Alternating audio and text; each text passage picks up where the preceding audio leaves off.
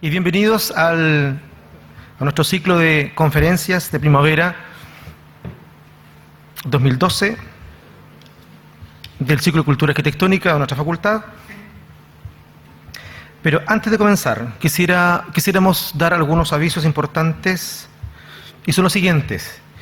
Se les ruega silenciar sus teléfonos celulares, en primer lugar, y en segundo lugar, los alumnos que tienen evaluación pendiente por haber estado en Cartagena de Indias, por favor, al final de la charla, acercarse a sus profesores respectivos. Decirles también que en las próximas 2 semanas no nos vamos a encontrar, sino hasta el día 12 de septiembre, que va a ser nuestro primer certamen, cada sección con su respectivo profesor, y particularmente los alumnos de Cultura 5 y 6 de la profesora Loreto Escobar, traer su notebook para su evaluación. Muy bien. La charla del día de hoy se titula 5 estrategias de situación arquitectónica, modernización habitacional del área metropolitana de Concepción en el siglo XX, y está a cargo del arquitecto Pablo Fuentes Hernández, que es arquitecto de la Escuela de Arquitectura de la Universidad del Biobío, donde es profesor desde el año 1991. Es doctor en arquitectura por la Universidad Politécnica de Madrid en el 2009, y también es máster en conservación y restauración del patrimonio por la misma entidad a partir del año 1999. Dejamos entonces con ustedes al señor Pablo Fuentes Hernández. Muchas gracias.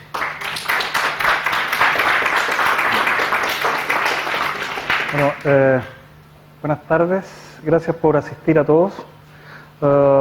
Quiero agradecer a Soledad Garay, directora de la Escuela de Arquitectura, por haberme invitado a dar esta pequeña charla, a Simonetta Rossi, a César Müller y Loreto Escobar, porque entiendo que esto forma parte de un ciclo de cultura arquitectónica, también por haberme invitado y ayudar a que esto funcionara, así que muchas gracias por la invitación.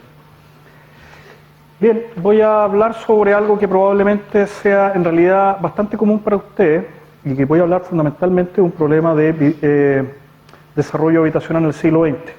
Lo que quiero hacer es una mirada, yo diría, basada fundamentalmente en cuestiones arquitectónicas y urbanas, y algunas cuestiones también políticas.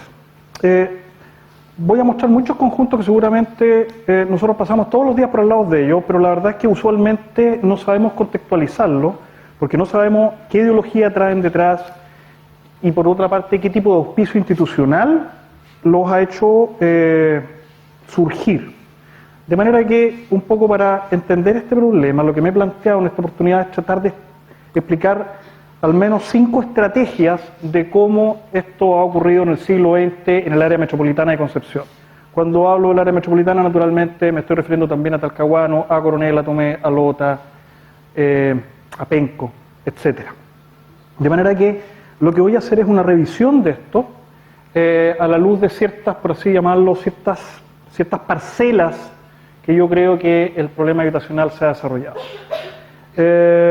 Naturalmente pueden preguntar e interrumpir cuando lo estimen conveniente, si algo no quiere claro o quieren que hagamos algún comentario.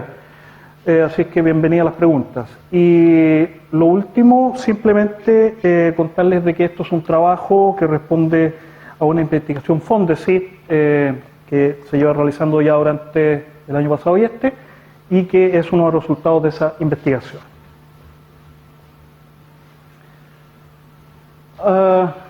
Bueno, en realidad el tema básicamente, lo que voy a contar, ya decía, es cómo yo he ordenado al menos algunas de las estrategias yo he puesto esta conferencia hablar de la situación arquitectónica, y me refiero con situación exclusivamente a la palabra situar, es decir, cómo, ¿verdad?, un determinado tipo de asentamiento es capaz de instalarse, o bajo qué condiciones se instala en un determinado lugar. Por eso es que la palabra situación me ha parecido correcta en este sentido.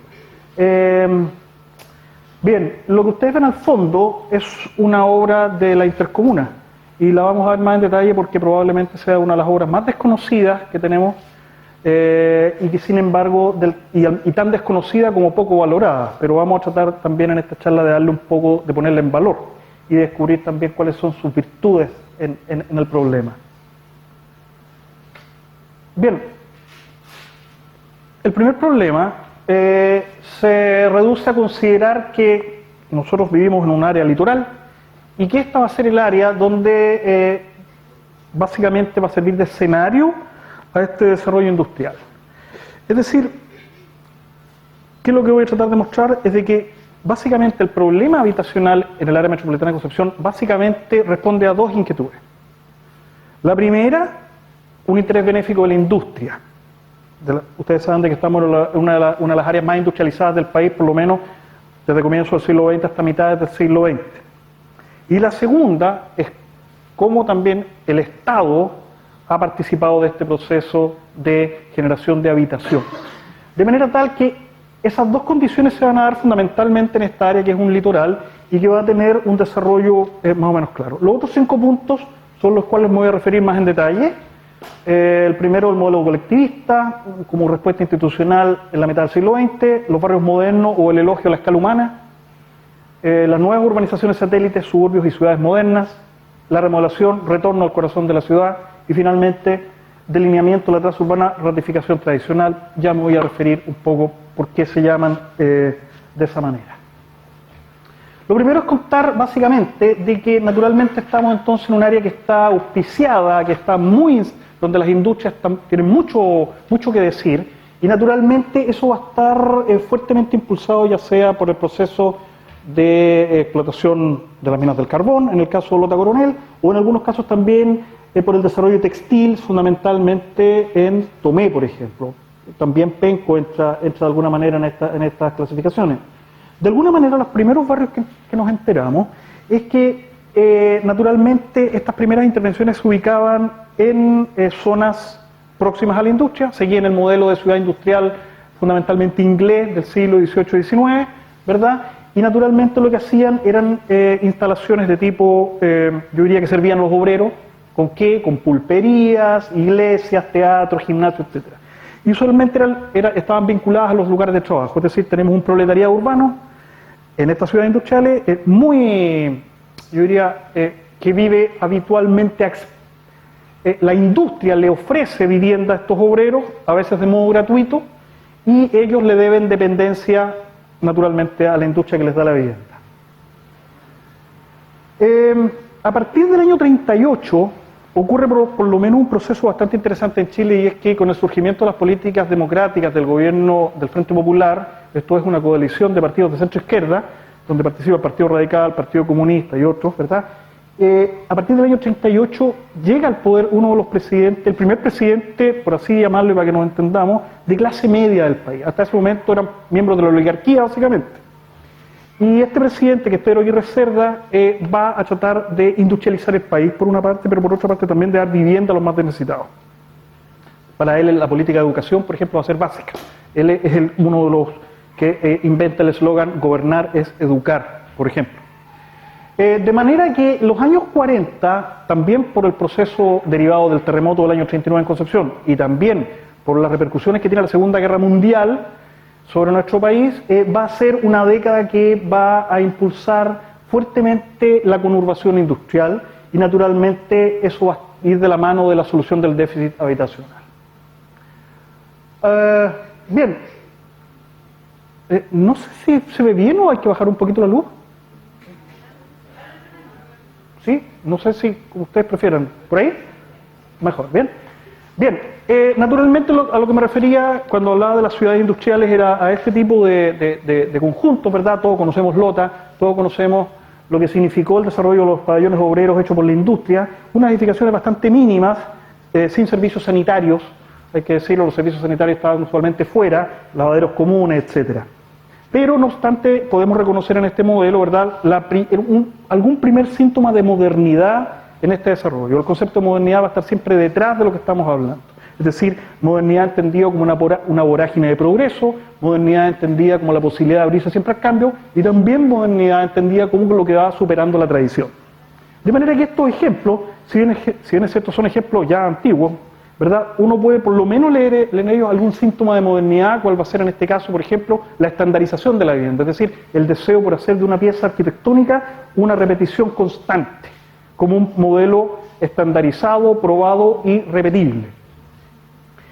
En el caso fundamentalmente de Coronel y Lota, el tema de la ciudad industrial tuvo bastante apoyo en este tipo de asentamientos, fundamentalmente porque se instalaban en torno a esta zona otras funciones que apoyaban a lo que significaba una ciudad industrial, es decir, retenes de carabineros, salas de espectáculos, policlínicos, teatros, lavaderos, pabellones, bibliotecas, etc. Es decir, la vivienda de alguna manera estaba servida por este otro tipo de infraestructuras que le iban dando, yo diría, mejor vivir a los residentes, ¿no? En el caso, esto es Tomé, cuando uno va entrando a Tomé puede que reconozcan estas viviendas. Estas son algunas de las viviendas que ya venían desarrollándose por la industria textil.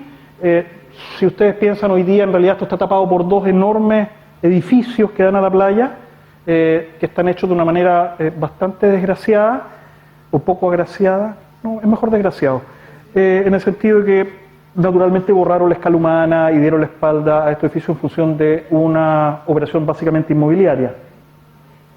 Esto está un poco en los barrios de Tomé, el barrio Bellavista, y naturalmente nos encontramos con viviendas, por ejemplo, en el caso de la población La Rana, que eran las primeras viviendas para obreros, ya con un modelo muy inglés todavía, una arquitectura un poco inglesa, donde se puede ver también la aparición de iglesias y otro tipo de infraestructuras que le daban mayor sustentabilidad social al barrio. La primera operación que se reconoce en Concepción, más o menos interesante, va a ser unas viviendas que se ubican en la Plaza Cruz. Se ubican en la Plaza Cruz, ¿verdad? Y junto a la Plaza Cruz está a este lado, y se ubican, y es la primera vez que el urbanismo toma partido, o más bien los arquitectos toman partido por una intervención urbana. Es decir, en este caso, una manzana tradicional se parte en tres, se hacen micromanzanas, y se desarrollan viviendas más o menos de ese tipo que van a conformar estos pequeños pasajes. Esta va a ser una operación fundamentalmente industrial. Estas viviendas las hizo Ferrocarriles del Estado para sus propios empleados. La verdad es que Ferrocarriles tenía una política habitacional a lo largo de todo Chile donde a sus empleados, más o menos cerca de las estaciones, les iba dando vivienda. Y en este caso probablemente sea la primera operación que se hace de ese tipo en 1927. Bien, el problema del litoral hay que más o menos leerlo de esta manera. Primero, descubrimos una cosa, de que este sistema tentacular que tiene las conexiones viales de la intercomuna, del área metropolitana, ¿verdad? Naturalmente va a estar ratificado por algunos conjuntos habitacionales. Es decir, da la impresión de que cada vez que se va colocando un punto, va apareciendo un conjunto habitacional. Es decir, bueno, las primeras tesis muy básicas que se manejan es que de alguna manera la aparición de muchos de estos conjuntos lo que va a hacer es ratificar una estructura urbana.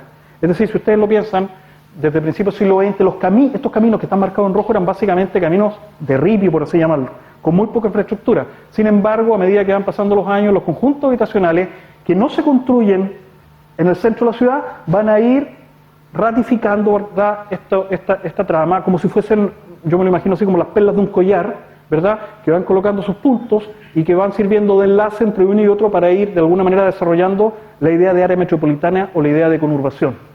Naturalmente hay cuatro ejes, el que va de Concepción Coronel, Concepción Chiguayante, Concepción Tomé, Concepción Talcahuano. Pero hay un quinto eje que prácticamente no se ve aquí, que es al interior de la ciudad. Y fundamentalmente lo que uno descubre en realidad es que la calle Carrera, si uno lo analiza de punta a cabo, en realidad va a haber un montón de conjuntos habitacionales. Y esos conjuntos habitacionales van a estar también definiendo un quinto eje que hace de núcleo de este gran sistema tentacular. Lo primero que voy a hablar va a ser del modelo colectivista. Las primeras nociones de vanguardia del siglo XX están muy asociadas a darle valor y calidad a la vivienda obrera. Estos van a ser conceptos que van a estar amparados probablemente por la Revolución Rusa, la Revolución Mexicana, etcétera, por lo que algunos llamaban la cuestión social. Esto quiere decir básicamente la preocupación ética, moral sobre el proletariado, que había que darle, ¿verdad?, vivienda y no solamente tenerlos trabajando de sol a sol, en muchos casos con bastante mala calidad de vida. De manera que este modelo colectivista va a proponer ciertos edificios que van a ser para la época muy modernos. ya sea el Estado o algunas industrias van a proponer modelos que para la época son muy modernos. Ustedes lo que tienen que pensar es que los obreros en ese entonces, si no tenían casa y no estaban en esos pabellones de lota o tomel, lo que hacían era vivir en verdaderas ranchas, sin servicio higiénico, con muy mala calidad de vida, donde naturalmente lo que se desarrollaba era un ambiente de morbilidad bastante alto. Esto es, enfermedades, muerte, etc. De modo que algunos modelos provenientes de Europa del Este empezaron a influir sobre esta arquitectura. Por ejemplo, si ustedes ven al lado derecho, esas son viviendas que están construidas en el año 29 en Checoslovaquia. Europa del Este ha sido muy poco reconocida por la historiografía chilena respecto al papel que jugó en cuanto a influir sobre el desarrollo de la arquitectura. La verdad es que usualmente cuando uno lee arquitectura chilena, con lo poco que haya escrito, uno piensa que todo vino de Le Corbusier, lo cual es una idea bastante equivocada. Si ustedes se fijan en el modelo de la izquierda, ya digo, este es un modelo desarrollado en Varsovia, y sin embargo, si miran el modelo de la derecha, este es un modelo desarrollado en Antofagasta. Y es decir, la estrategia es básicamente la misma. Esto se llamaban las casas balcón, donde básicamente lo que teníamos era una galería de circulación que aprovechaba de darle ventilación a los recintos. Es decir, algo tan elemental como abrir una ventana y permitir que el aire cruce la casa de lado a lado va a traer tremendos beneficios sobre el hábitat residencial. De manera que ese esquema fue bastante, yo diría, no me gusta usar la palabra copiado, pero por lo menos referenciado desde esos modelos, y en este edificio del año 39, por ejemplo en Antofagasta, se ve con bastante propiedad de que la planta básicamente hace lo mismo. La diferencia va a estar en la incorporación de una rampa peatonal al centro, que es un elemento muy particular y bastante curioso. Este tipo de modelo se va a referenciar también, por ejemplo, en Concepción. Allá nuevamente una vivienda de Europa del Este del año 30-31, y esto que aparece a la derecha, en realidad no sé si lo reconocen, esto está aquí en Carrera, y es la población Biobío, uno de los volúmenes que está por atrás, entre Castellón y Carrera, y por atrás va a ser básicamente la misma idea, es decir, la idea de la galería abierta permitiendo entonces la ventilación, el asolamiento, etc. Es decir, tenemos una arquitectura que, si bien es cierto, no desarrolla tantos aportes formales en términos de uno pudiera decir que es extraordinario lo que está haciendo con la forma, pero lo que tenemos que mirarla es con un sentido completamente ético, es decir, es una arquitectura que lo que está haciendo es responder a un problema social y responde de la manera más eficaz y racional posible. De manera que ese modelo va a ser uno de los primeros modelos que se va a aplicar en Concepción, fundamentalmente después del terremoto del año 39. ¿Qué es lo que va a pasar? De que ese tipo de modelos no tan solo se van a construir en el centro de la ciudad, como el ejemplo de la población Biobío que mencionaba, sino también fuera de la ciudad, en este caso, por ejemplo, en la población Lorenzo Arenas, que va a ser una de las intervenciones más grandes que se ha hecho en Concepción y probablemente de las primeras. Es decir, sacar del centro de la ciudad la vivienda obrera e instalarla en los márgenes, en lo que podríamos llamar el pericentro, ¿verdad? Y formar una gran población que además va a incorporar un área verde, un área de recreación en su centro bastante grande, hay una cancha ahí de fútbol, algún comercio, e incluso en los años 50 se le potenció con un mercado de losa plegada de hormigón, que es muy interesante. Hoy día esto está convertido en una bencinera, lo tienen hecho un asco, es una obra de Osvaldo Cáceres, pero en su tiempo fue de los primeros edificios chilenos que pudo plegar losas de hormigón. Por lo demás muy delgadas, son unas losas que deben medir más o menos 15 centímetros de espesor. De modo que lo que está haciendo la población Lorenzo Arenas es instalarse, ya saben, cerca de la Laguna Redonda y organizarse en un terreno que es básicamente un descampado. Es decir, la población Lorenzo Arenas, cuando se instala, no hay nada en su centro. Y a esto me refiero con que se le instala como una perla, ¿verdad?, de este enlace, que va de esta vía, en este caso Talcahuano, sobre el cual se van instalando este tipo de poblaciones. Hoy día, más o menos la situación es parecida a esta. O sea, a uno le da la impresión de que cuando va para Talcahuano nunca, la verdad es que lo que más hay es ciudad. La verdad es que en los orígenes no. Eran puntos muy específicos donde se instalaban este tipo de poblaciones. Ese es el plano, y naturalmente este fue un nuevo aporte que significaba la construcción de, por lo menos en el lado que da junto a la avenida 21 de Mayo, ¿verdad?, una serie de instalación de bloques dispuestos en peineta, de manera de que uno de los otros aportes fue generar una suerte de patios entre los volúmenes, donde por una parte el espacio era atravesado por el espacio, y naturalmente estos servían como áreas de recreación, áreas verdes, incluso colgado de ropa, etcétera. Hoy día incluso lo ocupan de estacionamiento. Estos edificios están construidos a partir del año 42 y han tenido un resultado que es bastante, yo diría bastante digno. Son edificios que ya tienen 70 años. No todos, pero la mayoría. Ahí tenemos nuevamente replicado el sistema de la galería abierta, que es la que permite, ¿verdad?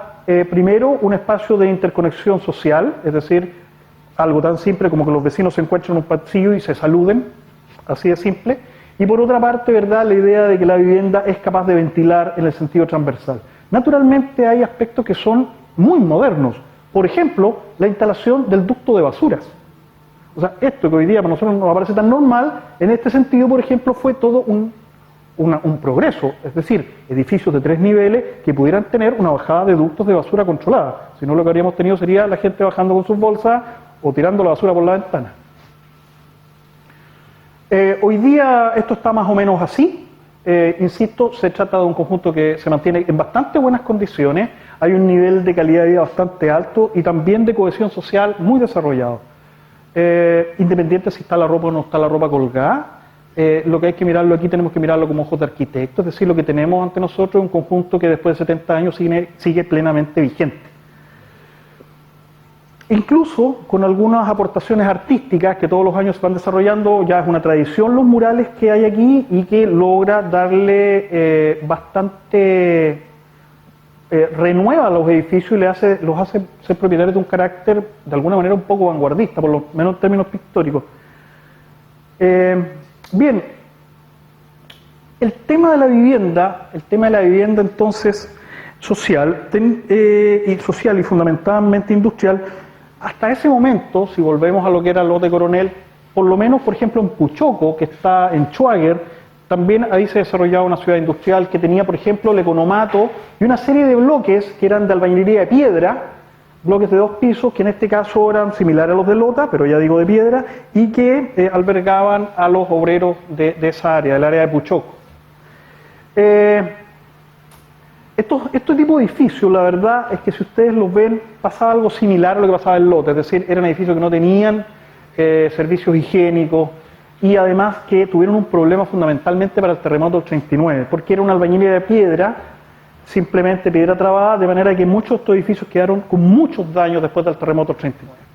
¿Qué es lo que sucede entonces? Que para el terremoto del 89 lo que tenemos es que tenemos un tremendo desarrollo, si uno lo pudiera decir, una explosión del déficit habitacional en el sector minero. Eso va a promover una nueva suerte de asentamiento y que probablemente es lo de edificios más curiosos que tenemos en el área. Corresponde al edificio que se llama Chollín. Si alguna vez van a Maule, cuando uno va a Maule lo que hace es doblar a la derecha cuando uno se mete por Schwager. Bueno, en este caso hay que doblar a la izquierda, precisamente al contrario, y a 5 minutos se van a encontrar con uno de los edificios más grandes construidos en Chile.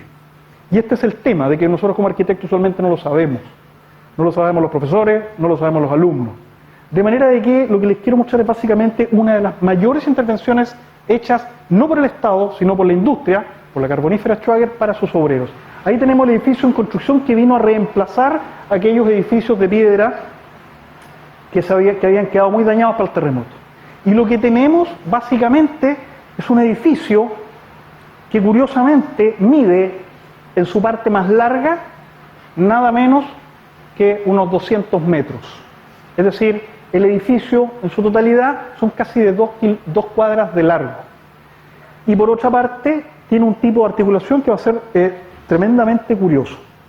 Este edificio, en mi opinión, uno de los mejores edificios de la zona, y yo me atrevo a decir en este momento, uno de los edificios más curiosos de Chile, va a proponer unos sistemas de circulación que son muy curiosos.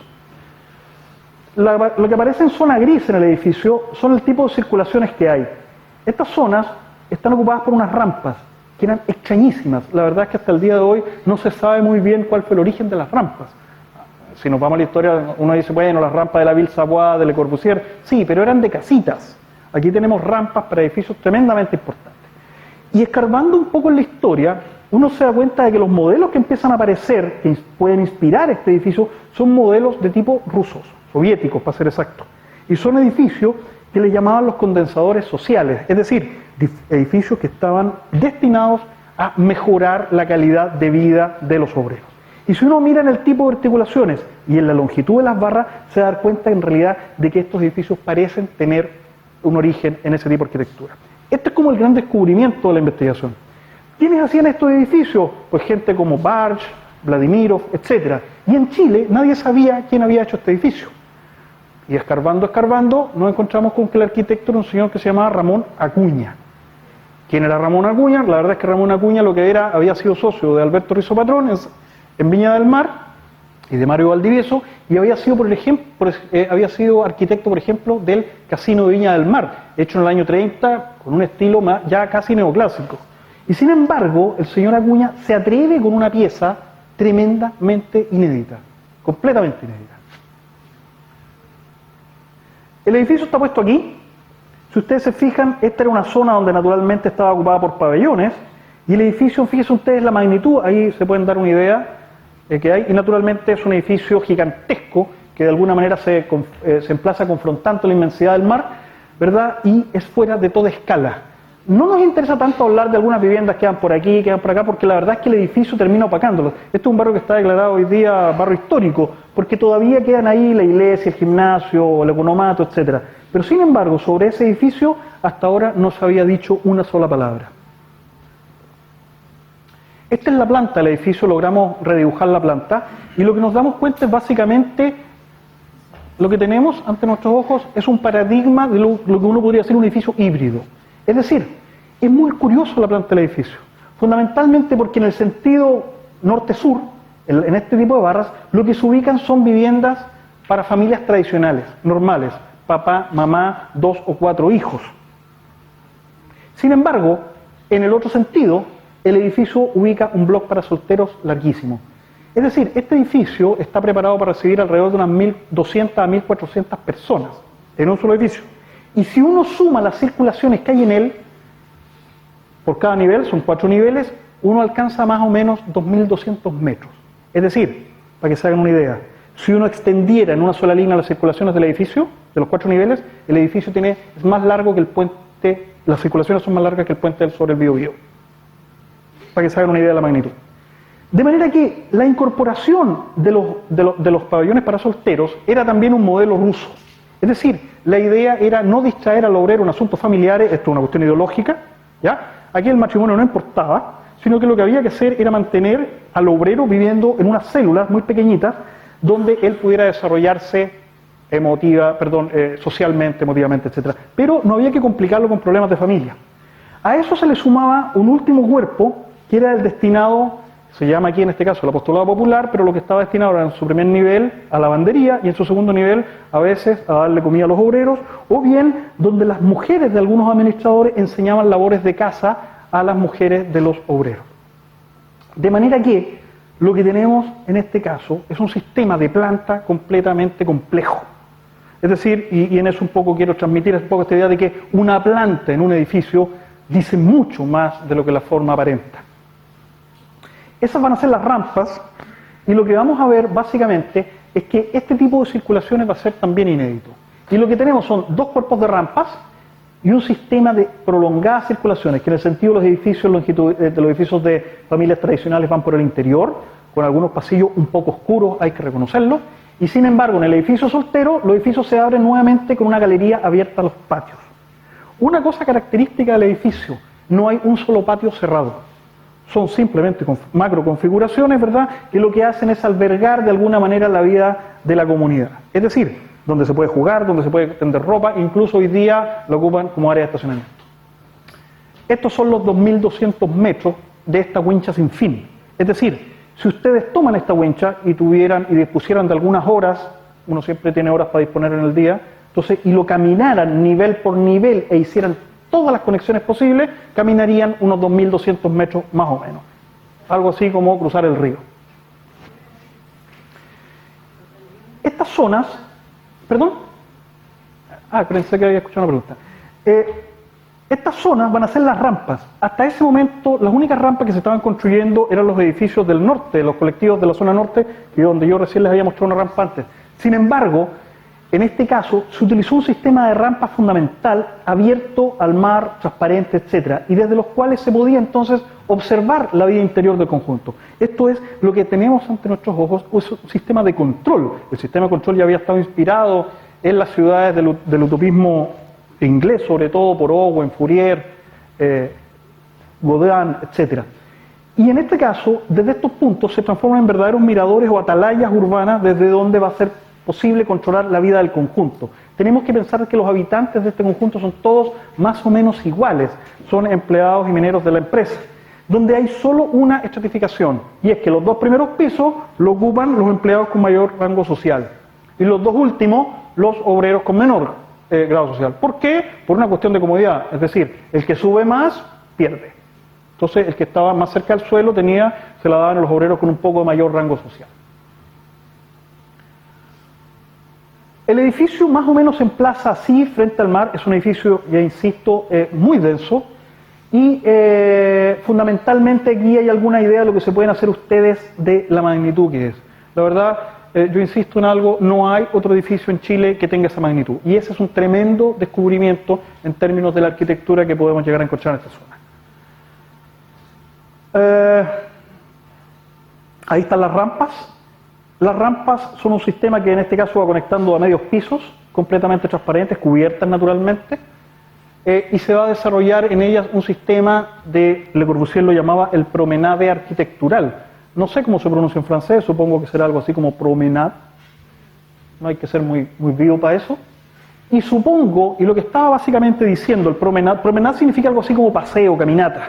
Es decir, la idea de que en la medida que se va recorriendo, no simplemente ascendiendo, sino que recorriendo mientras asciende, se van teniendo diferentes perspectivas y se van, por lo tanto, el espacio entra a ser completamente dinamizado. Si uno lo tuviera que mirar, por ejemplo, en términos cinematográficos, uno tendría que decir que más o menos corresponde a un movimiento de cámara que se llama el traveling en cine. En cine hay 5 movimientos de cámara. El traveling es cuando la cámara viaja y es capaz de desplazarse por el espacio. Bueno, acá este tipo de experiencia espacial es inaugurado con este edificio, donde prácticamente hasta ese momento el espacio era bastante estático. De manera que constituyó todo un aporte. Ahí hay uno de los patios, ya ven ustedes que algunos guardan hasta su camión adentro, algunos estacionamientos, y hasta el día de hoy el edificio está en bastante malas condiciones, porque ya saben que es muy difícil organizar a 1.600 personas para que puedan pintar el edificio. Y desafortunadamente no hay tantos fondos como para poder restaurarlo. Ahí tienen ustedes este sistema. Las rampas no son distintas una de la otra. Esta es la rampa más larga en realidad, donde aquí el arquitecto hizo una pillería, yo creo que un tipo bien inteligente, porque en realidad el edificio lo mete dentro del otro, de manera tal que el eje de simetría va aquí. Eso hace de que perceptualmente la rampa entonces no se vea tan larga, por lo tanto que habría sido ya más bien grosero. ¿Por qué esta rampa es distinta a la otra? Porque se inventó un sistema, y era que era el descanso en el centro. Es decir, cualquier persona que viene acá no tiene para qué llegar acá, sino puede inmediatamente retornar. Es decir, de las dos rampas probablemente esta sea la más fina en términos de diseño. Naturalmente la gente en los primeros pisos ha apropiado para hacer pequeños huertos, jardines, etc. Fíjense otra cosa, esas son troneras de ventilación en el edificio de los solteros. Había que ventilar a los solteros. No estaría de más. De manera entonces de que la atención que ofrece este tipo de espacio va a ser completamente inédita, y eso es lo que un poco busca mostrar este tipo de diapositivas. Esas son las rampas, y estas son la suerte de ventanas que se van a ir abriendo para ir controlando y al mismo tiempo admirando el paisaje circundante. Es decir, las rampas, más que un mero sistema de circulación vertical, van a ser en realidad un sistema espacial en todo el contenido que la palabra puede tener. Son rampas de hormigón, al edificio no le pasó absolutamente nada con el terremoto pasado. Tiene mucho musgo, pero eso no es problema. El edificio está cochino, como tiene que ser la arquitectura a veces. La arquitectura a veces tiene que ser medio sucia, ¿no? Estas cositas, esta arquitectura que parece vestido de novia, un poco aburrida. De manera entonces que toda la dinámica que van a ofrecer estos espacios va a ser completamente, ¿cómo llamarlo?, muy ad hoc a la vida que vive, de la gente que vive acá. Es decir, la gente lo que ha desarrollado en este edificio es un sentido de identidad bastante impresionante. Y en ciertos puntos, cuando la rampa entra al edificio, se producen unas situaciones medias panópticas, es decir, que uno se para en un solo punto y en la medida que va girando, desde el mismo punto va teniendo distintas visiones. Por lo tanto, el sentido panóptico, el sentido del control mediante la tensión espacial, va a estar presente también en este edificio. En definitiva, estamos ante un edificio, en mi opinión, muy vanguardista, de los más vanguardistas de los primeros años 40 y probablemente de los más vanguardistas en Chile para su momento. Estos son los pasillos interiores, ladrillo de vidrio, nada menos, para que el departamento, la luz del departamento, ayudara a iluminar el pasillo. Celosías en los descansos de las escaleras, esas celosías, esos palitos que pegamos en las maquetas ahora, ya estaban en el año 40. Esta es la circulación exterior, barandas transparentes que permitían entonces mayor vínculo con el exterior. Ahí está el edificio del apostolado, claramente un volumen aparentemente no del mismo arquitecto, hay otro lenguaje ahí, pero no importa, funciona igual. Y insisto, donde al final la vida social va a cobrar un tremendo sentido. Bien, una segunda oportunidad entonces que le vamos a dar a la manera de situarse la ciudad va a ser lo que se ha denominado los barrios modernos o el elogio a la escala humana. ¿De qué estamos hablando? De ciertos asentamientos, de que lo que hicieron fue básicamente reconocer pequeñas unidades habitacionales donde conceptos como el vecindario, la medida del peatón, las áreas verdes, los remansos, etcétera, fueron de alguna manera nuevos argumentos para hablar de este tipo de barrios. Es decir, este modelo de gran edificio que acabamos de ver quedó obsoleto, ¿no? La verdad es que el Estado no se atrevió a seguirlo construyendo, ni menos la empresa privada. Y lo que se bajó fue a otro modelo, un modelo donde a lo mejor muchas veces la escuela era lo que mandaba. Por ejemplo, esta es la población caupolicán Chiguayante. Fue la primera vez que una industria llamaba a un concurso nacional para hacer vivienda para sus trabajadores.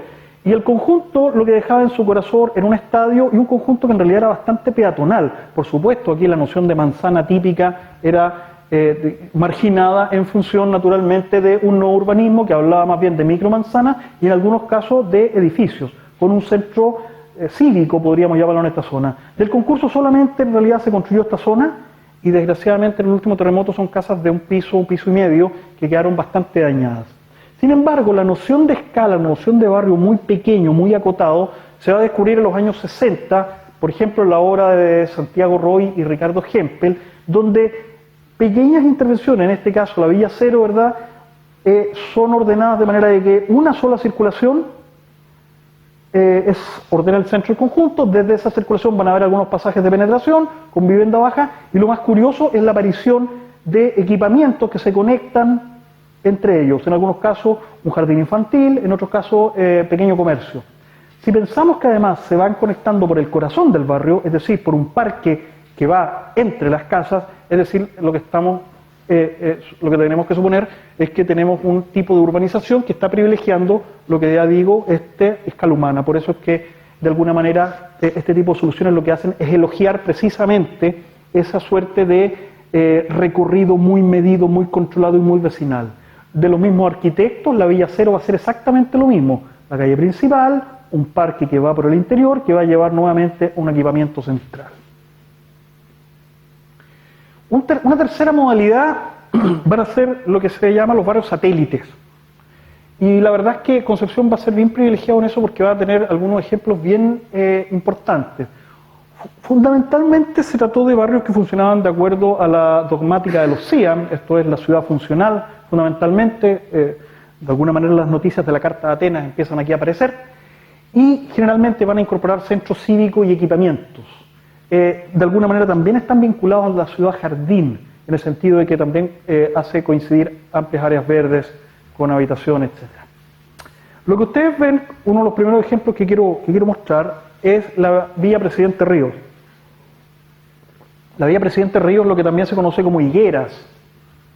Y esta es la maqueta de la Villa Presidente Ríos. Este concurso lo ganó Sergio Larraín García Moreno y Emilio Duar, que eran dos de los mejores arquitectos de los años 40, tipos ya completamente convencidos de que había que transportar el ideario moderno a la nueva edificación. Este es un conjunto que se le ha reconocido, lo hemos reconocido como la primera ciudad moderna de Chile. Es decir, la posibilidad de que se cree una ciudad completamente nueva bajo conceptos completamente nuevos. ¿Cuál era la idea que había de trasfondo? Estamos en los años 40, donde la Segunda Guerra Mundial ha dejado estrago en el mundo. El gobierno de Estados Unidos lo que impone es una presión al gobierno chileno, ¿verdad?, para declarar la guerra. El gobierno chileno declara la guerra, pero nunca va a la guerra. Pero lo cierto es que a cambio de eso, Estados Unidos impone una fuerte presión a Chile el año 43 para construir una siderúrgica. Faltaba mucho acero en el mundo para la Segunda Guerra Mundial. Y a Chile se le ofrece la posibilidad de construir una siderúrgica y se escoge entre 3 lugares. Uno estaba en la isla Guarelo al sur, etcétera, y se ofrece este lugar. ¿Cuáles eran las ventajas de este lugar? Primero, una cercanía fundamental con la siderúrgica Huachipato que iba a estar aquí. Este es el camino que iba de Concepción a Talcahuano. Para entonces no existía la autopista. De manera que lo que se hace es en esta ensenada, por el Cerro La U, se llama esto, es desarrollar una ciudad para obreros de la industria. Y una ciudad que parte completamente de cero. Lo que tienen que pensar de que esto originalmente eran arenas. Un terreno barato, que va a ser abrigado por los cerros, que va a estar desvinculado a la industria visualmente, no le van a llegar la contaminación que promueve la industria, pero sin embargo los obreros van a poder conectarse a ella en no más allá de 10 minutos, incluso caminando. ¿Y de qué se trata? Se trata de una ciudad que básicamente va a estar fundamentada en los conceptos de Clarence Perry, de acuerdo a lo que él llamaba la unidad vecinal. Es decir, en este caso lo que aparecen son 4 unidades vecinales y un centro cívico. Si ustedes se fijan, aquí hay una, aquí hay otra, otra y otra. Y en el centro cívico, lo que está ahí es el actual estadio Huachipato. ¿Qué es lo que iba a haber en este centro cívico? Mercados, bomberos, iglesias, circo, incluso. Se iba a construir un circo. Y en cada una de las unidades iba a haber un pequeño corazón. Por ejemplo, en esa, destinada fundamentalmente a colegios, niños. Es decir, lo que se estimaba es que las personas no se demoraran más allá, no caminaran más allá de 400 metros para llevar la mamá de la mano al niño al centro de la comunidad. De manera que era completamente peatonal y solamente algunos pasajes de penetración para vehículos estaban organizados perpendiculares a estas vías. Pero los vehículos nunca cruzaban el centro, y lo pueden ir a ver ahora. Jamás los vehículos llegan hasta por aquí, pero jamás cruzan el corazón. Es decir, el corazón era fundamentalmente peatonal. A la larga el proyecto no funcionó tanto, solamente se construyeron un par de unidades habitacionales, esta ya fue cambiada. Lo cierto es que este proyecto entonces viene a representar lo que, insisto, podemos llamar que fue la primera ciudad moderna de Chile. Hay algunas fotos de lo que hoy día es. Las primeras viviendas diseñadas por Duarte y García Moreno incorporaron por primera vez las perfilerías metálicas. ¿Por qué? Porque era natural que ocuparan acero porque vivían al lado de la siderúrgica. De hecho, las costaneras aquí no se alcanza a ver bien, pero son unos tubos de acero, que son los que sujetan el techo. Y naturalmente con un antejardín y un jardín y un patio muy amplio. Y hasta el día de hoy se mantienen unas áreas verdes impecables. Este fue uno de los barrios que logró mayor identidad con los obreros de la siderúrgica. Y hasta el día de hoy funciona impecablemente. Ahí, esta es una foto tomada en uno de los corazones, ya ven ustedes que los vehículos quedan por allá, y en el centro entonces algunas plazas son vitalizadas por algún comercio, algunas zonas de recreación, etc. Y lo que se hace entonces es promover un corazón completamente peatonal. Es decir, aquí están aplicadas las 4 funciones de los CIAM con esta idea de que se separan fundamentalmente las circulaciones de las peatonales de las vehiculares, entre otras cosas. Esta es otra ciudad satélite.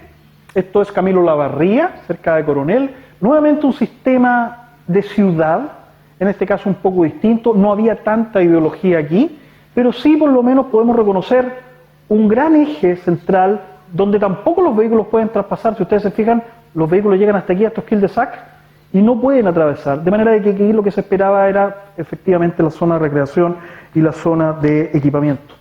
Este conjunto es del año 57. Algunos de los edificios que estaban por construir aquí sufrieron mucho el último terremoto, algunos se cayeron, pero hasta el día de hoy nuevamente nos encontramos con una ciudad satélite de bastante buenas condiciones y en un punto también fuera de la ciudad. O sea, si algo coincide con esta ciudad satélite es que obviamente no se instalan dentro de la ciudad, sino que se instalan fuera de la ciudad, en este caso fuera de Coronel. Esa es una foto de cuando el sistema estaba recién construyéndose. Las fotos antiguas vienen muy bien en estas cuentas, así que si alguien tiene fotos antiguas las puede regalar, van a ser bien recibidas. Esto es San Pedro. San Pedro fue otra ciudad satélite. Es decir, Si bien es cierto, no tenía un vínculo directo con la papelera que estaba acá al frente, lo que sí hacía era organizar también un barrio completamente autónomo. En realidad San Pedro no era ciudad, yo creo que en realidad nunca lo ha sido. San Pedro no es ciudad, o sea, el alcalde quiere decir que es ciudad, o un decreto dice que es ciudad, pero San Pedro no es ciudad. En ese momento lo que se intentaba en la villa era colocar aquí un centro cívico bastante importante, incluso un pequeño estadio, y el auditorio ese que hoy día existe en realidad lo coloca aquí encima colocaba una hostería, de manera que lo que hacía, este es un sistema bastante complejo, todo el mundo que va a San Pedro todavía se pierde, yo vivo allá y todavía me pierdo, y lo que hace era que lo único que hacía era señalar algunas vías de penetración con los bloques, estos bloques cúbicos, ¿verdad?, que de alguna manera marcan las puertas al interior del barrio. La verdad es que es lo único que logran, porque cuando ya uno se mete se pierde igual. Este es el proyecto original, la actualidad no es así, pero más o menos lo que tenemos es un conjunto de pequeñas plazas, de espacios muy encadenados, muy enlazados unos de otros, muy de escala humana, yo diría con uno de los lugares donde la vegetación ha sido probablemente un sello característico. Yo diría que San Pedro hoy día es bastante apreciado precisamente por eso, aunque la calle principal hoy día los caneros la estén haciendo pebre con letreros gigantescos y desproporcionados. Estos son algunos de los bloques, un sistema muy interesante. Son edificios que giran en torno a un gran patio central, y eso significa entonces estos escalonamientos que se van sucediendo, porque a medida que se va subiendo los edificios también los departamentos también van acompañando ese ascenso. Otra de las soluciones que tuvo que ver con esto es muy particular, es la creación del bloque 1010 y 1020. Esto es un proyecto de la Corvi, San Pedro también era de la Corvi. Para entonces el Estado lo que quería era organizar el problema de la habitación, y qué mejor que organizar un bloque que era completamente lógico desde su concepción de planta, desde su concepción de estructura, desde su concepción de revestimiento. Es decir, la idea de que un solo bloque o muy pocos bloques pudieran instalarse en todo Chile y muy rápidamente, prácticamente un sistema estandarizado por completo. Ya ven ustedes que en el centro se concentran todas las instalaciones húmedas, y son viviendas de 3 a 4 departamentos. En Santiago no tenían para qué tener aleros, si se dan cuenta, porque obviamente en Santiago prácticamente no llueve. Y este tipo de edificio se colocó por todo Chile. Uno pudiera decir, es un poco feo el edificio, pero yo no estoy de acuerdo con ese pensamiento. En realidad lo que hay que pensar es que fue un edificio con mucho éxito, que uno si va a Chiloé lo encuentra y si va al norte también lo encuentra. De manera que por primera vez tenemos a un Estado muy preocupado del problema y logra instalar un edificio que a la larga ha tenido en general bastante éxito. Y este edificio va a ser instalado en diversas partes de nuestra comuna, y la única diferencia, por ejemplo, va a estar entre que uno de los lugares donde se ubicó fue aquí en Laguna Redonda, donde por primera vez este edificio se instalaba sobre un cerro. Era la primera vez de que sobre Concepción la estructura habitacional, el sistema habitacional ocupaba la cima de un cerro. Hasta ese momento los cerros en Concepción no eran tocados, es decir, lo que se privilegiaba era lo verde. El plan regulador solamente fomentaba el uso de las zonas bajas. De manera que esta primera intervención logró desarrollar este conjunto en torno a la laguna, y con un resultado, yo diría, bastante logrado. El bloque 1020, sin embargo, lo que mejor resultó aquí fueron precisamente las áreas exteriores.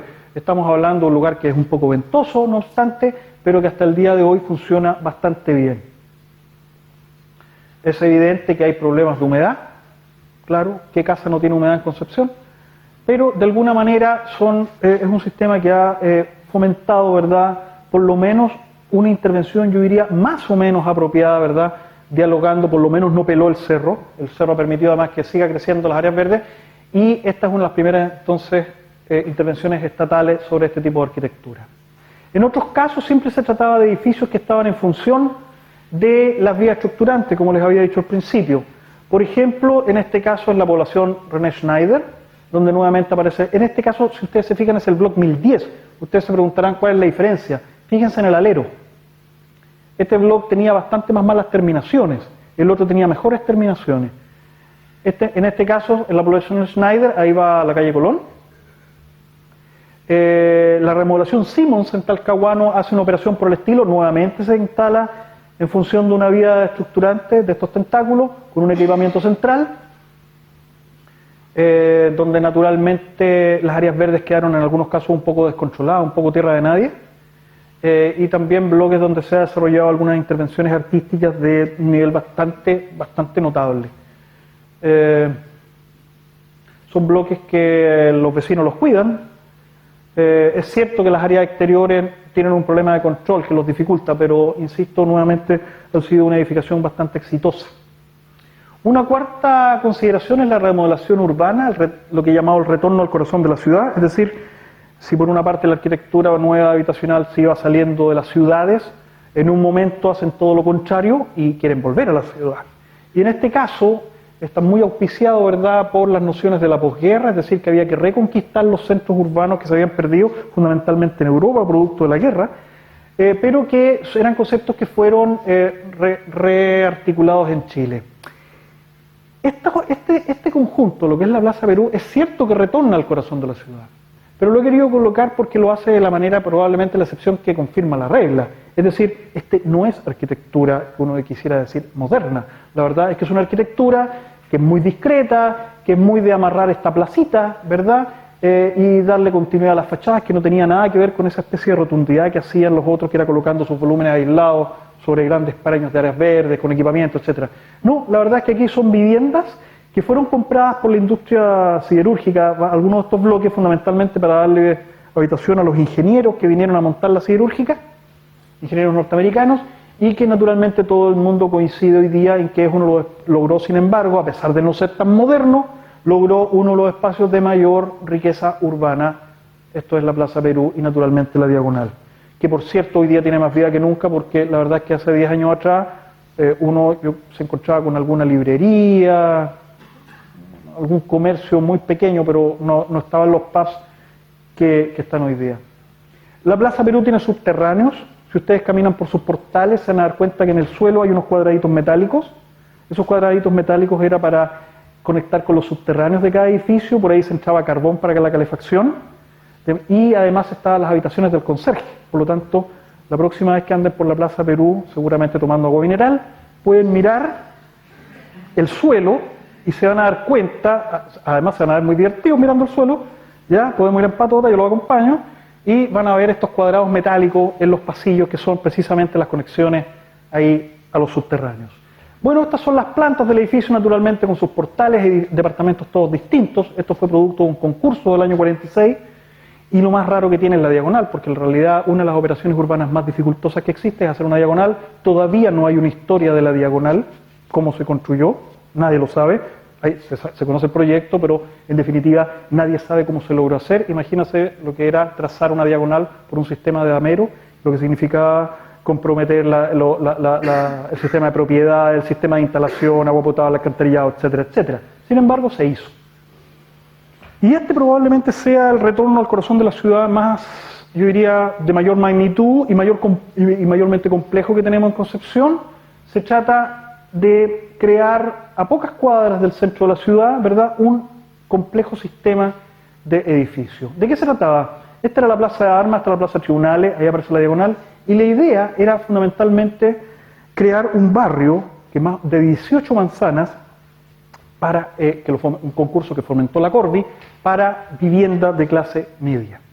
¿Cuáles eran las aspiraciones que había, políticas que habían detrás de esto? Primero, densificar el centro, hacer que la gente volviera al centro de la ciudad. En segundo lugar, construir vivienda de mediana altura.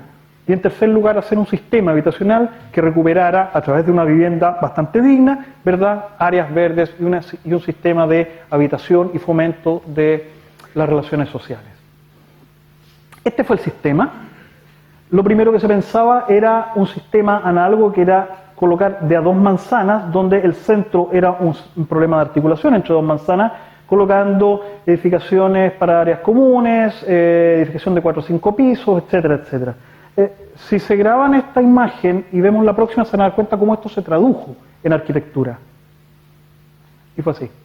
Es decir, el sistema que promovía el grupo que ganó este proyecto, que se llama el Grupo TAU, TAU significa Taller de Arquitectura y Urbanismo, de los arquitectos Julio Mardones, Gonzalo Mardones, Sergio Poblete, Pedro Iribarne, y me falta uno, pero ya me voy a acordar, era básicamente algunos edificios tipo pantalla, 4 o 5 pisos, con algunos edificios cúbicos aislados y el fomento entonces de estas áreas de intercambio entre manzana y manzana. El resultado fue un seccional de 18 manzanas que básicamente ocupaba desde la calle, esto es Paikaví, Janequeo,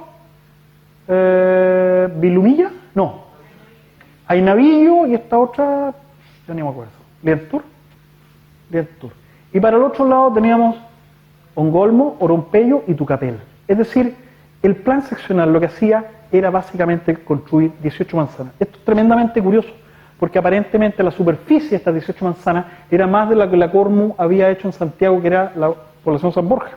Es decir, en este caso la Corvi, que era la institución no contraria, pero en paralelo, que estaban funcionando durante el régimen de Eduardo Frei y que siguió el de Allende, lo que quería era básicamente construir un tremendo sistema habitacional, con un centro donde habían algunos equipamientos, zonas deportivas, de recreación, etcétera, donde se ubicaba una sola torre, que estaba ahí, hacia el lado poniente de Paikaví, y una zona que seguramente muchos pasarán por ahí todos los días, algunos se van por aquí por Paikaví hacia el centro, y que en ese punto colocó una escalera, no sé si se han dado cuenta.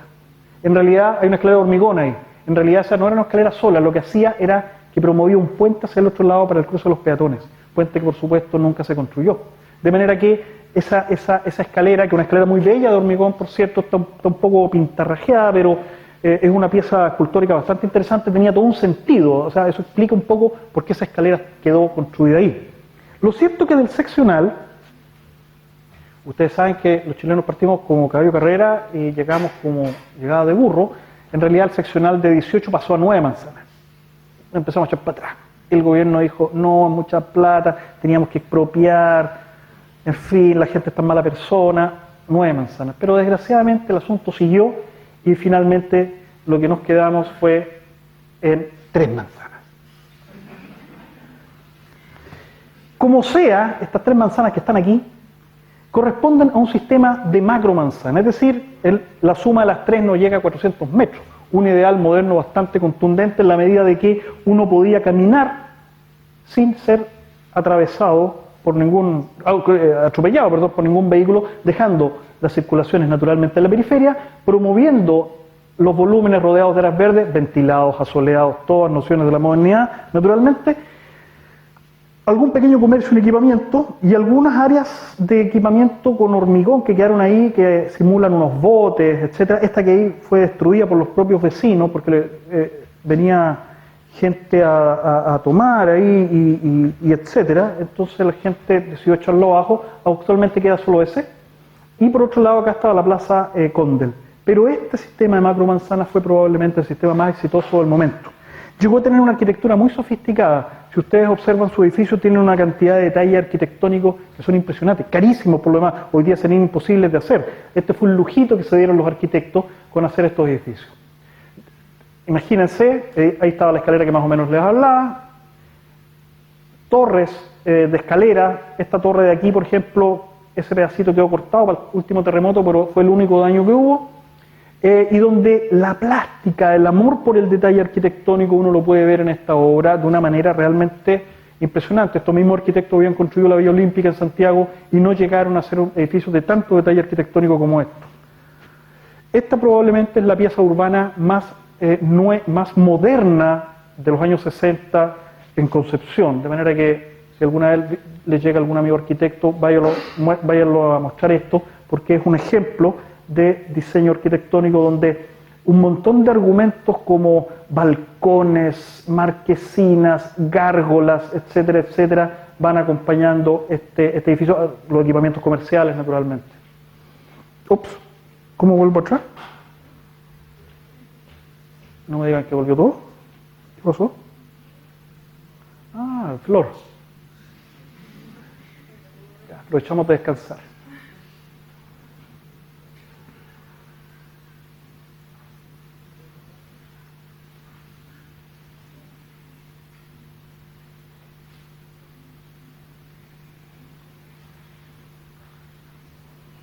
Yeah. Ahí. Vamos a ver. de nuevo. Seguramente apreté algo yo, les pido disculpas. Ahí está. De manera que el tipo de lenguaje, el tipo de ventanas, corredores internos, externos, balcones, ductos de basura, etcétera, etcétera, ahí estaban las gárgolas, son en realidad una clase de diseño que uno debiera apreciar con bastante más cariño. Ahí está una foto relativamente reciente. Son edificios que se han mantenido muy estupendamente, ya tienen más de 50 años. Sus áreas verdes están muy bien cuidadas, todavía no se cierra. La gente tiene un poco manías por empezar a poner cerco a las manzanas hoy día. Sin embargo, este conjunto sigue siendo abierto, no hay ningún problema prácticamente. Hay por ahí una reja, pero muy poca.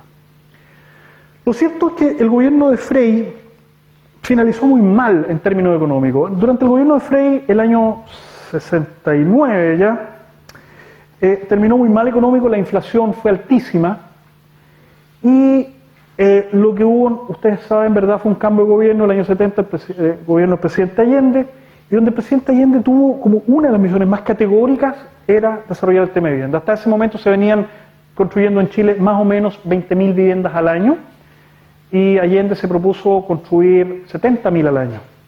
Incluso algunos datos dicen que llegó a construir 90.000 en por ahí por el año 72. Y parte de este problema era los sectores que al frente habían quedado desocupados y que no habían podido construirse por este primer proyecto.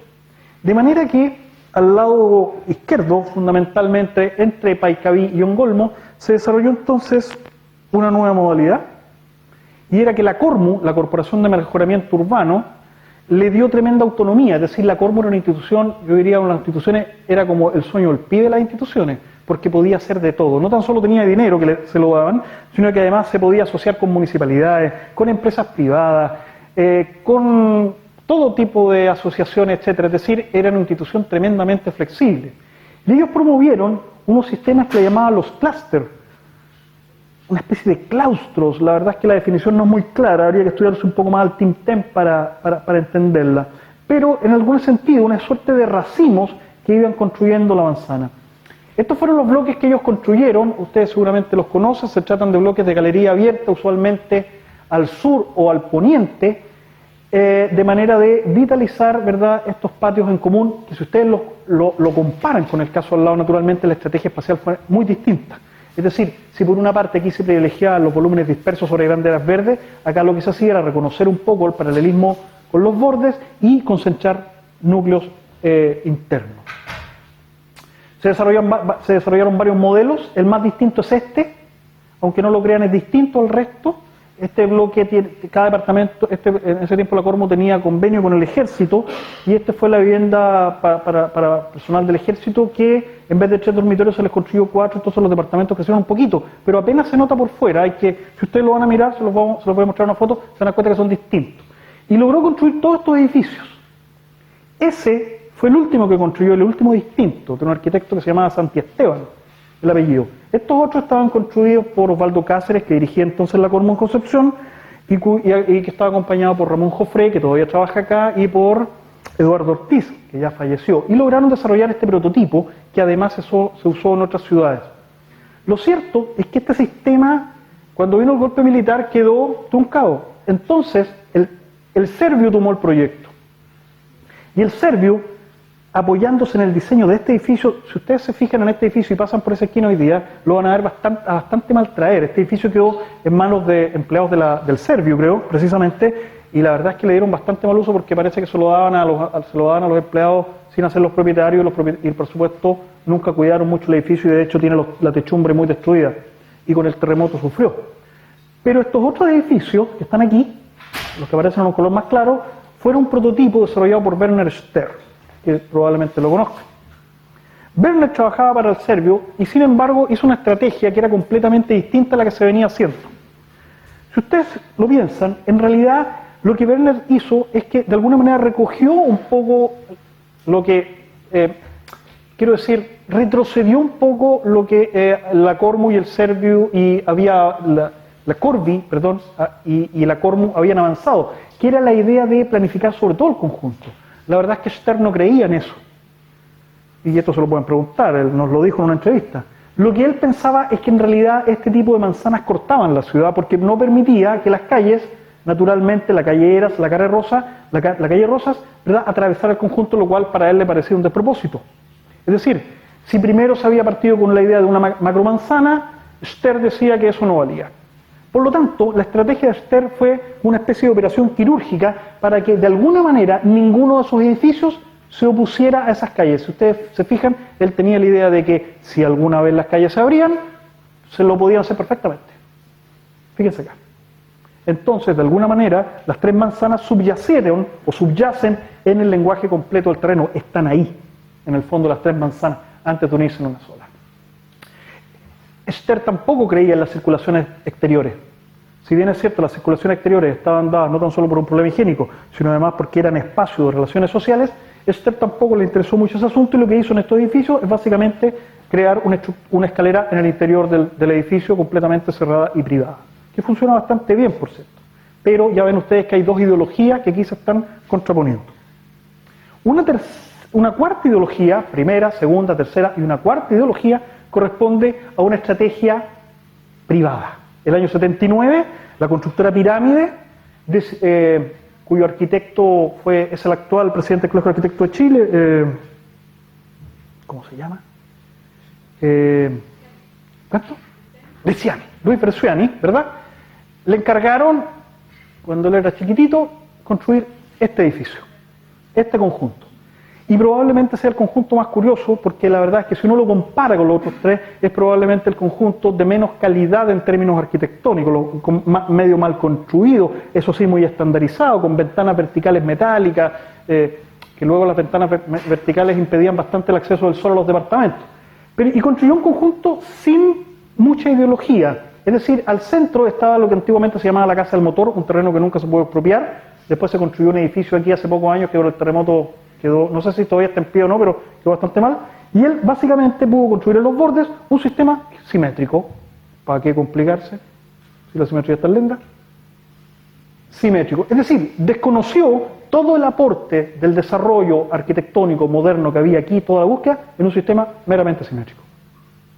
Lo único que hizo e incluso la contradicción venía en otro momento. Si este conjunto, por ejemplo, llevaba el comercio a su centro, este lo llevó al borde. Es decir, estaba más preocupado del vehículo, del exterior, que de la vida interior del conjunto. De modo que ese sistema, entonces, para hacer un poquito de resumen, ¿verdad?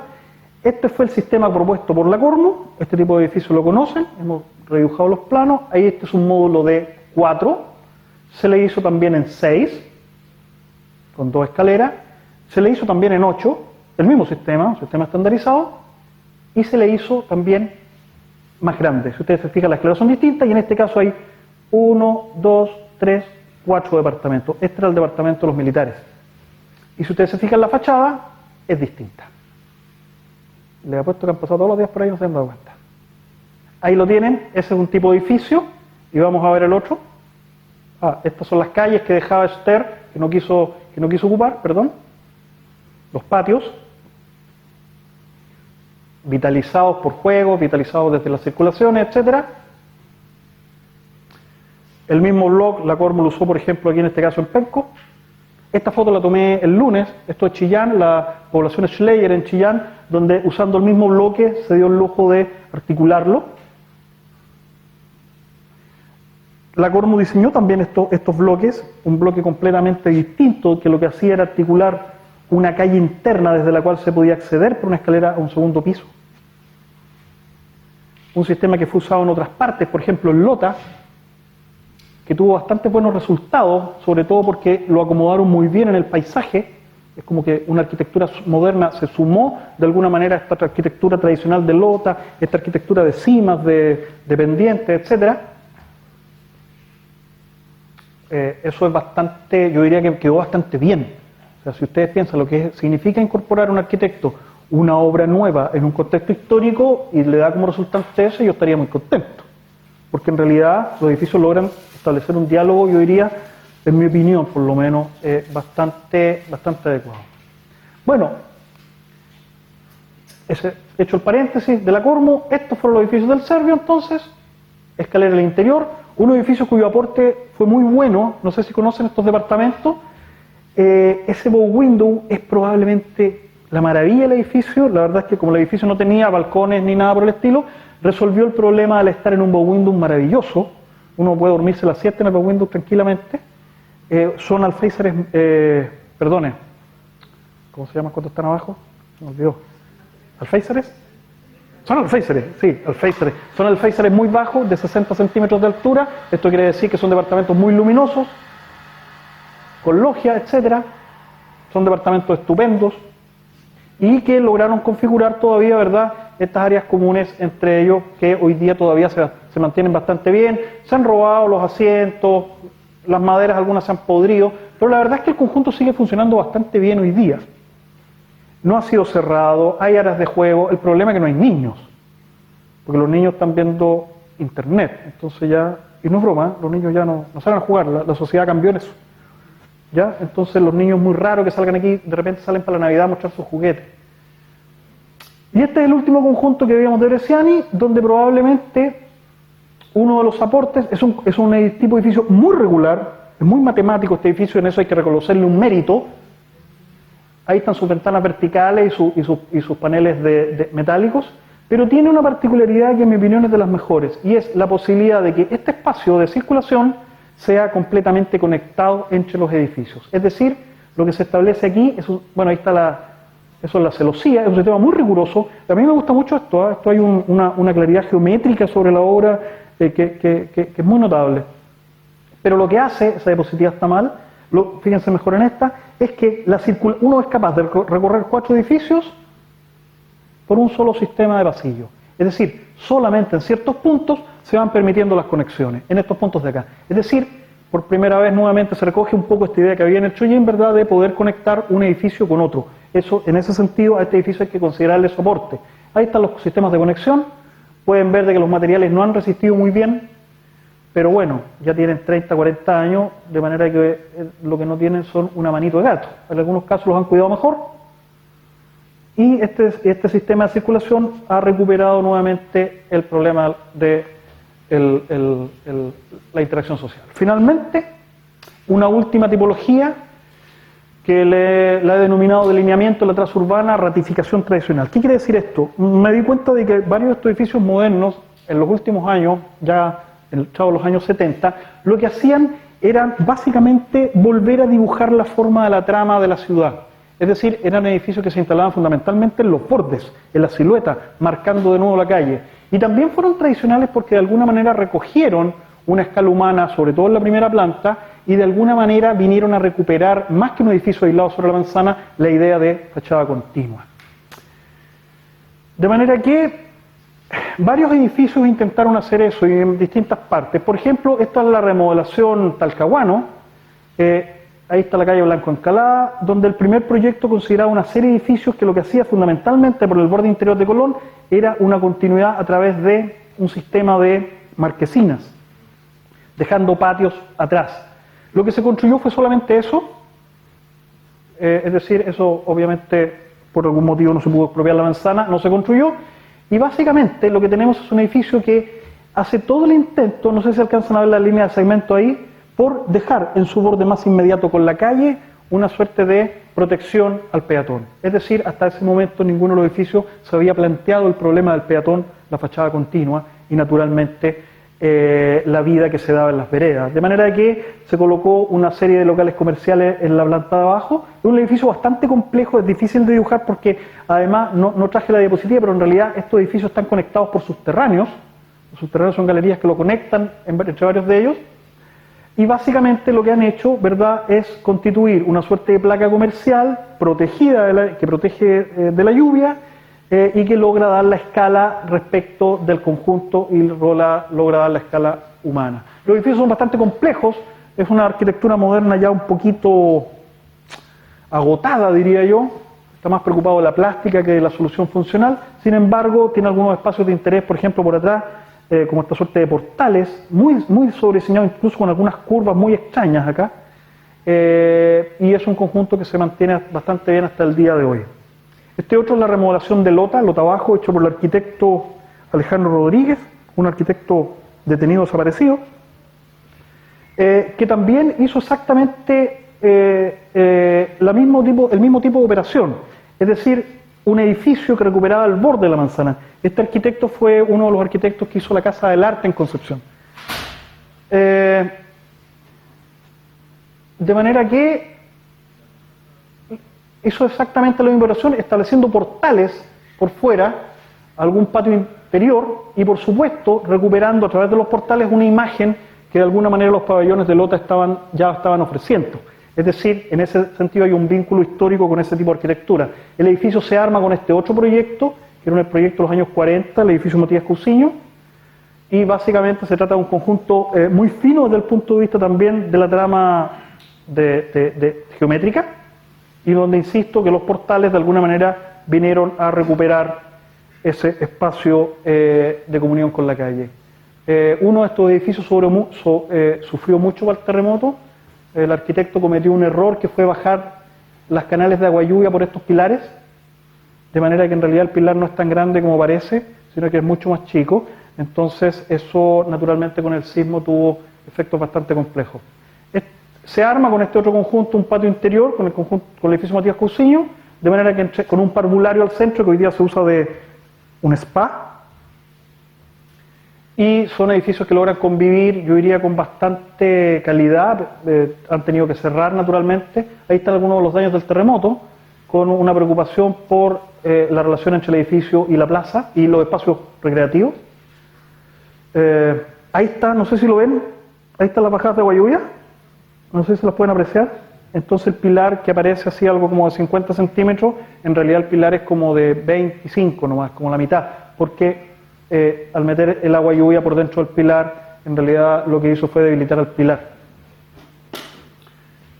Ese edificio que es tanto. Y el edificio Tucapel, que nuevamente recupera esta relación con la fachada, con la calle, con esta marquesina, ¿verdad? En esta relación de venir a dibujar nuevamente la manzana. Esta es la torre Cormu, la torre de Libertad, perdón, de la Cormu, también hecha con el mismo sentido. La torre era una sola, la verdad es que fue una torre que se repitió por varias partes del país. Está hecha por Bosa y Duval, lo conocerán, ¿no? No es mi culpa. Y la torre en realidad, bueno, ya está, todos ustedes saben de que pasó mejor vida. Ahí está el caso de Talcahuano, la misma torre. Lo único que en Talcahuano, el arquitecto Eduardo Rivera, cuando tuvo que terminar la torre, porque se lo encargaron terminarla, la torre estaba muchos años terminar, construyó un techo que anecdóticamente hace algunos años se quemó. Y donde naturalmente recurrió a algún lenguaje un poquito más antiguo, lo que reafirma un poco la idea de la tradición, ¿no es cierto? Este vínculo con la tradición, remarcar la esquina, etc. Al contrario de todo esto, de lo que hemos visto, la arquitectura vino a contradecir los idearios modernos, se empezó a subir a los cerros. Este es un conjunto que está en Pedro Valdivia, uno de los primeros en empezar a tomarse de las laderas de los cerros, un conjunto privado esta vez. Y naturalmente las nuevas operaciones inmobiliarias han hecho completamente lo contrario. Es decir, a las nuevas operaciones inmobiliarias no les interesa la ciudad, lo que les interesa en realidad es segregar la ciudad espacial y socialmente, en el fondo con un disfrute de vistas y paisaje, todo eso, pero en función de básicamente una propuesta de viviendas aisladas, donde quienes caminan por la vereda son los jardineros o la nana que saca a pasear al perro o la guagua. ¿Puedes darle al clic?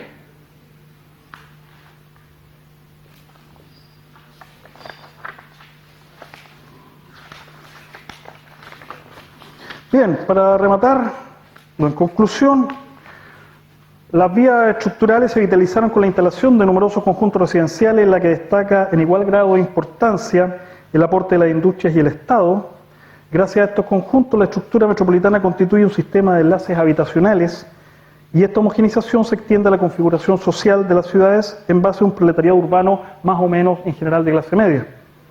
Asimismo, se observa que los grandes conjuntos residenciales han sido promotores del espacio público metropolitano. Esto es, pequeñas plazas, remansos, pasajes, etc. Es decir, no tenemos un urbanismo de una escala que supera eso.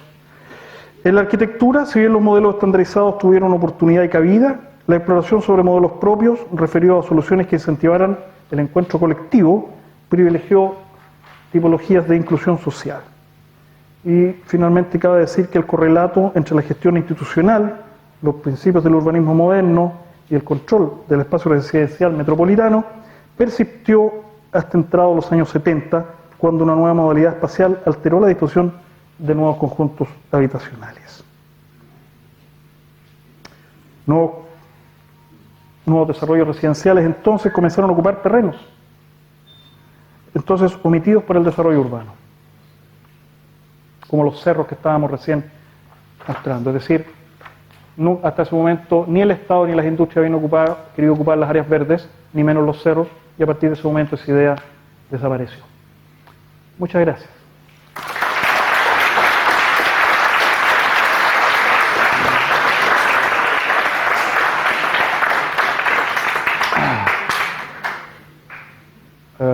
No sé si hay consultas o comentarios que quieran hacer. Aquí está el micrófono para las consultas. ¿Y yo qué hago? Ah, tú lo tienes. Ya. Preguntas, jóvenes. Consultas, preguntas, comentarios, aportes.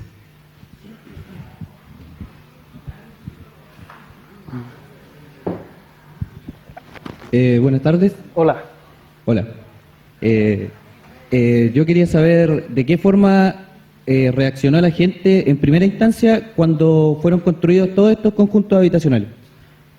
Lo que hemos podido detectar a través de la entrevista que hemos hecho a varios de estos usuarios es que había un auténtico sentimiento de dignificación de sus vidas. Es decir, era toda gente que vivía en viviendas de mala calidad, muchas veces de allegados, y cuando, o por las industrias o por el papel del Estado, tuvieron la oportunidad de acceder a una de estas viviendas, ellos sintieron un verdadero, ¿cómo te dijera yo?, un sentimiento de que primero eran parte de una sociedad, eran parte de un país que probablemente se preocupaba también por este surgimiento de esta clase media que estaba bastante maltratada, y la mayoría de ellos ha desarrollado un sentimiento de pertenencia a estos lugares y de identidad que es bien interesante. O sea, si tú entrevistas a gente de la Renovación Paiscaví o incluso el edificio Chollín de Puchoco, te vas a dar cuenta que son grupos muy consolidados y tienen ¿cómo llamarlo?, un afiatamiento muy fuerte con su vivienda, con su edificio, con sus vecinos. Es bastante desarrollado en general.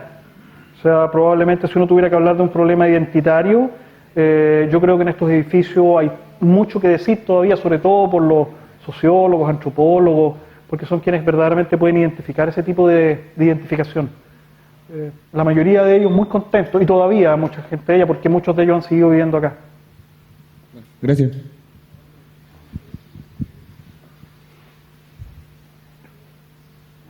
¿Otra consulta?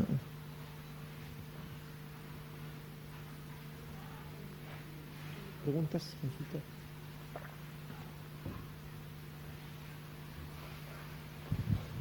Hola. Hola. ¿Cómo a ver, las viviendas sociales las que mostró usted, esas viviendas tienen como una relación con el parque interiores, con el área verde, y tienen todo un tema de la calidad de vida de la persona, Sí. del obrero y todo. Hoy día las inmobiliarias no hacen eso. ¿Cómo cree usted que los arquitectos hoy día pueden controlar o manejar una nueva forma de diseño, ya sea con plano regulador o con leyes de diseño, que generen esas conexiones entre el habitante o los vecinos, entre uno y otro, con la arquitectura? Es difícil. El problema es el siguiente. Todo lo que yo he mostrado está inspirado por políticas básicamente de apoyo estatal o institucional, llamémoslo, sea de la industria o del Estado, donde la filosofía que había detrás era básicamente de lo primero que había que dar la dignidad a la gente que allí vivía. Ese es el primer factor. Por lo tanto, los costos podían ser mayores. Si tú esto lo ves hoy día con políticas de libre mercado, en realidad la premisa no es precisamente el bienestar colectivo sobre el bienestar individual, sino básicamente rásquese como pueda. Así de bruto, ¿ya? De manera que el Estado lo que le interesa a partir de los últimos años es básicamente dar viviendas no importa cuáles, no importa, ojalá las más posibles, y dejando solamente algunas normativas que más o menos estipulan, por ejemplo, los loteos del 7% del terreno destinado a áreas verdes y cosas por el estilo. No tenemos, para desgracia nuestra, los arquitectos hemos sido sobrepasados durante los últimos 30, 40 años, probablemente por todo lo que signifique el hacer ciudad. Y eso es una realidad. Los arquitectos, lo lamento, pero no hacemos la ciudad. Nos piden a veces que nos acerquemos, generalmente no te escuchan, etc. No es fácil. Yo creo que lo único que tú puedes hacer es, no sé si trabajando no sé si el Estado a veces se abre a este tipo de soluciones. Probablemente necesites una labor de convencimiento tremenda, y más que eso, una labor de convicción, porque como arquitecto tú puedes decir que se hace necesario recuperar el vínculo con las áreas verdes, se hace necesario recolonizar, ¿verdad?, los espacios de encuentro social, etcétera, etcétera. Y también tener una sociedad dispuesta a ello, que es otro problema, porque la sociedad actual no está muy dispuesta, no toda, pero hay una mayoría que no está muy dispuesta a las relaciones sociales. En la juventud se da mucho, pero entre los más adultos rápidamente colocan la reja, colocan la valla. Está lleno de conjuntos privados con vallas, con rejas, con porteros, con guardias. Entonces es bastante difícil luchar contra ese tipo de cosas. O sea, uno de los problemas, no sé si les pasa, en todas las universidades nos pasa que una de las primeras cosas cuando le decimos a nuestros alumnos haga un conjunto, una de las partes más importantes es que te colocan la caseta del guardia. Y así, porque ha pasado a tener un protagonismo el problema de la seguridad, que uno nunca sabe hasta dónde es tan cierto. Pero sí es un tema. No es fácil. Yo creo que lo único que queda es mantener la convicción.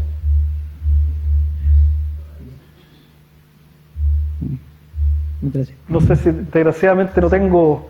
No, es que iba por el tema del lado formal o estratégico, si se podía hacer o si cree que se puede hacer, o si se ha hecho en alguna parte en otro país, de estrategias de diseño, no sé, como me imagino en Andalucía que se obliga a la gente, a los inmobiliarios, a hacer edificios que no tengan la reja, o que se obligue, no.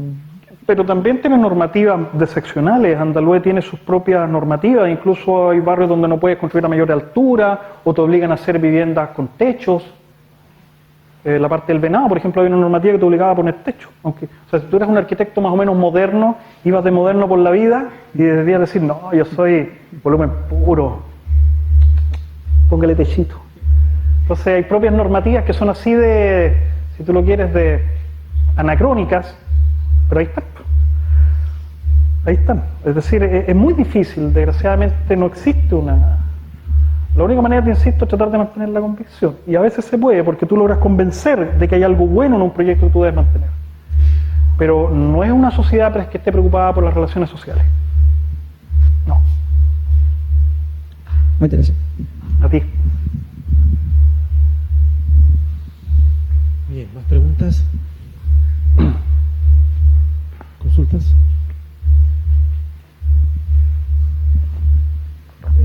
Pablo, oye, primero que nada, felicitarte por la presentación, porque creo de verdad notable el trabajo que hay de investigación, de búsqueda, de certeza sobre los conjuntos, y creo que fue una tremenda clase magistral para los alumnos. Muchas gracias. Que denota de un amor profundo por la arquitectura y por un periodo además que es tremendamente significativo, porque pasar de estos bloques que uno tiende a ver tremendamente aislados, pero tremendamente vinculados con el espacio urbano, son de una calidad que uno hoy día añora muchísimo. Así que, Sí. primero, una felicitación. Bueno, muchas gracias. Así que, Muchas gracias.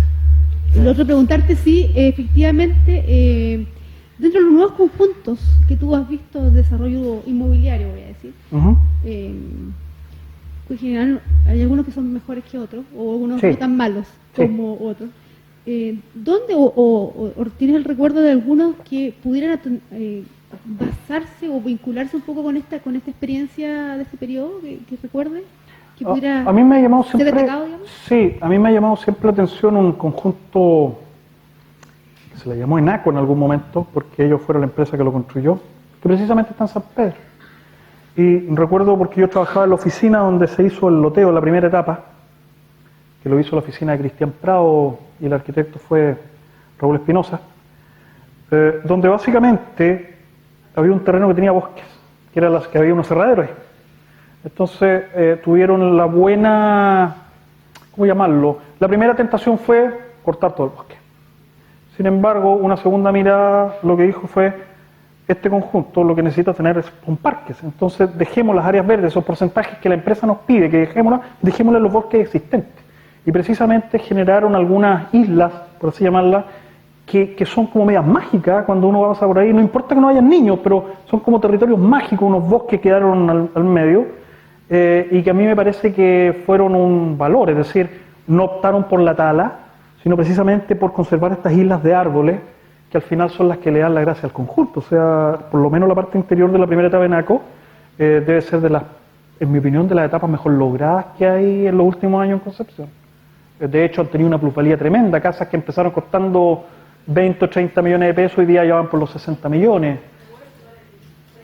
Sí, tranquilamente, las han ampliado, no fueron casas caras, nunca lo fueron.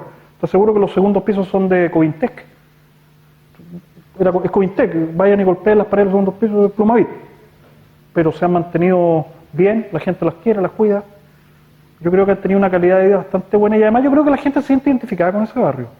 Creo que es un barrio bastante bueno, en mi opinión.